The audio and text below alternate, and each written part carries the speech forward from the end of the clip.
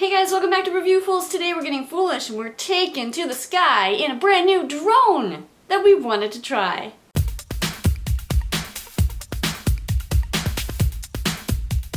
So let's take a look at this Kodo 2 micro quad with camera. The company that makes it is called Dromida. It's for ages 14 and up, and the box claims it's tough, it auto flips, batteries are included, and it's ready to fly, and it also has stable flight.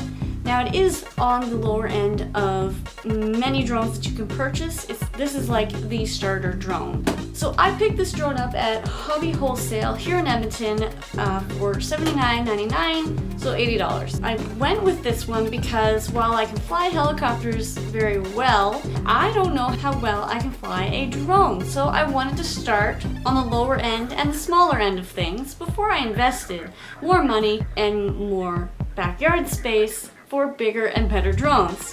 Included in the box is the fully assembled quadcopter, the radio system, integrated camera with card and card reader, rechargeable battery and USB charger, AAA batteries, extra blades, and prop guards. So the first thing you do when you unbox it is you take the battery out of the drone and you plug it into the USB, and that just can slip into the back of your computer and you let it charge. Once the red light stops flashing, it means you're good to go and you can pop that sucker into your drone and get flying.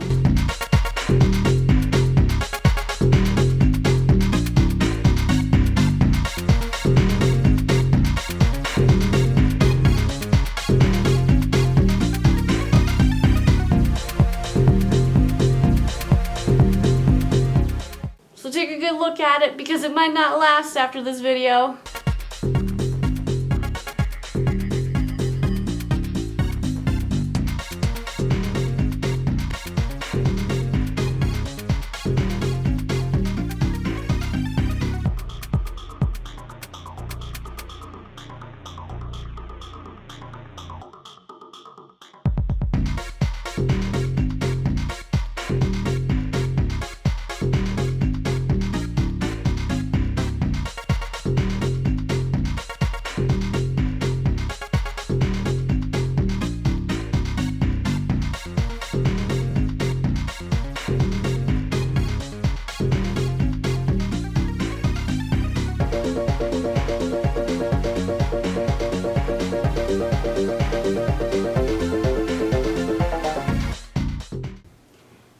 Alright guys, we're back inside. We've tested this thing out and now it's time to talk about how good or bad this tiny little quadcopter really is.